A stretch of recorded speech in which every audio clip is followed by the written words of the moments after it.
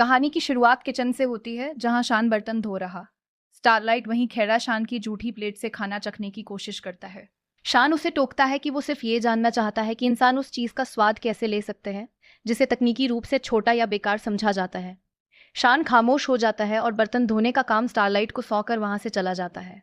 इसी बीच कहानी में एक नए किरदार की एंट्री होती है, जो एक होटल में अपनी रिजर्वेशन कंफर्म कराती है। दूसरी तरफ वही रहस्यमय नकाबपोश लब्दा फिर से डायरेक्टर से मिलता है। डायरेक्टर उसे शामू और शान की सारी नई जानकारियां दे देती है, पर जब वो पूछती है कि वो ये सब क्यों कर रहा है, तो नकाबपोश उसे याद दिलाता है कि उसे सवाल पूछने की इजाजत नहीं है। वो एक खतरनाक मुस्कान के साथ कहता है, अभी तो खेल शुरू हुआ है। रात के समय शामू को एक भयानक सपना नाइटमेयर आता है, जिसमें वो खुद को आग के बीच फंसी देखती है। वो चीख कर उठती है, जिसे सुनकर शान और स्टारलाइट उसके कमरे की ओर भागते हैं। शामू डरी हुई है और शान से गुजारिश करती है कि क्या वो कुछ देर उसके पास बैठ सकता है। शान पहले तो बाहर चला जाता है, जिससे शामू को लगता है कि उसमें जरा भी इंसानियत नहीं है। पर तभी शान बिस्तर और अपना सामान लेकर वापस आता है। वो रात भर शामू के कमरे में जमीन पर सोता है ताकि उसे डर न लगे। शान उसे सोता हुआ देख मन ही मन खुश होता है। अगले कुछ दिन हंसी खुशी बीतते हैं, जब तक कि दादाजी का फोन नहीं आता। वे शान को फैमिली डिनर के लिए शामू को साथ लाने का आदेश देते हैं। शान स्टारलाइट के साथ ऑफिस की छत रूफटॉप पर शामू का इंतजार करता है। वे शामू को आज की छुट्टी लेने को कहता है। वह शामू को आज की छुट्टी लेने को कहता है। वह शामू को आज की छुट्टी लेने को कहता है। स्टारलाइट मजाक में कहता है कि घर वालों से मिलवाना प्यार का पहला कदम है, पर शान उसे फौरन टोक देता है कि ये सब सिर्फ एक नाटक है। स्टारलाइट शान को चेतावनी देता है कि अगर शामू उससे ज्यादा इमोशनली अटैच हो गई तो बाद में उसे बहुत दुख होगा। शान कहता है कि वो खुद शामू को ये बात समझा देगा, पर स्टारलाइट उसके चेहरे को स्कैन करके पकड़ लेता है कि शान झूठ बोल रहा है। दूसरी तरफ टैंग शान की कंपनी में इंटरव्यू देने पहुंचती है। वहां उसका सामना सिन से होता है। टैंग अपनी बातों से सिन को नर्वस कर देती है और जिद करती है कि उसे सैलरी से कोई मतलब नहीं है, बस उसे काम चाहिए। फैमिली डिनर पर जाने के लिए शान और शामू बाहर आते हैं। स्टारलाइट कार लेके पहले ही निकल चुका था, इसलिए शान झूठ बोल देता है कि कार चोरी हो गई है। शामू इस पर यकीन कर लेती है, जिसे देख शान अपनी हंसी नहीं रोक पाता। शान देखता है कि शामू ने बहुत साधारण कपड़े पहने हैं, इसलिए वह उसे नए कपड़े दिलाने मॉल ले जाता है।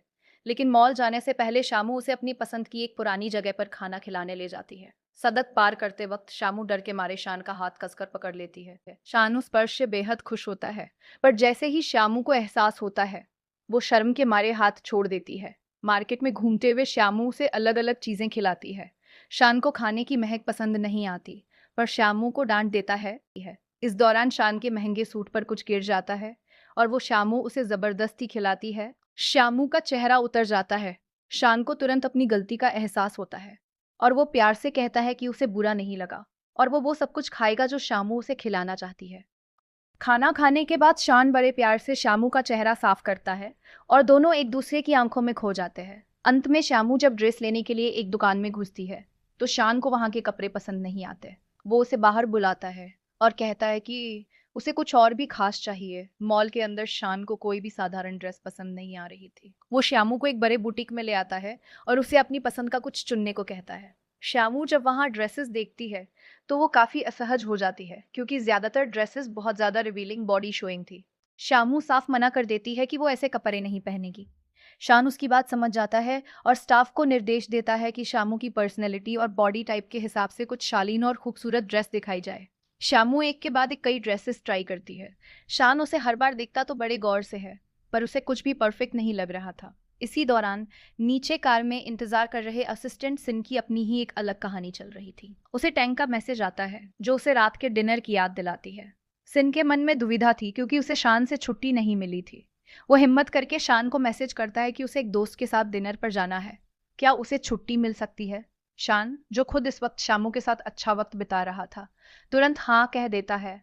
सिन की खुशी का ठिकाना नहीं रहता और वो फौरन टैंक को कंफर्म कर देता है। तभी शामू एक नई ड्रेस पहनकर बाहर आती है। इस बार वो इतनी प्यारी लग रही थी कि शान उसे बस देखता ही रह गया। उसकी खूबसूरती ने शान को पूरी तरह मंत्रमुग्ध कर दिया था।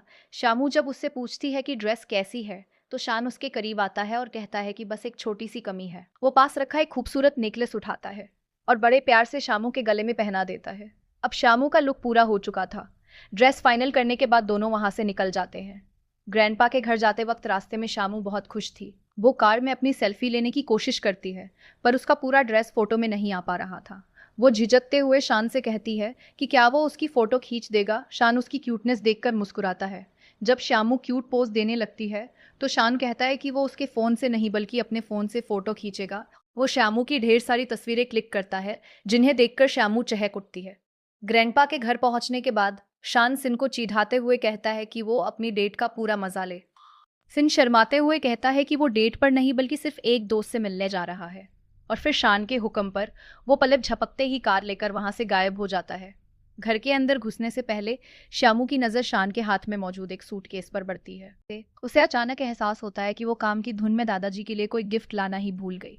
वो शान से मदद मांगती है कि अगर उसके पास कुछ एक्स्ट्रा हो तो उसे दे दे। शान उसे अपना लाया हुआ कीमती गिफ्ट थमा देता है और कहता है कि वो तो दादाजी को अक्सर कुछ न कुछ देता ही रहता है, इसलिए ये गिफ्ट आज श्यामू की तरफ से होगा। श्यामू शान की इस समझदारी और केयर से बहुत प्रभावित होती है और खुशी खुशी उसका हाथ थामकर दादाजी के घर के अंदर कदम बढ़ाती है।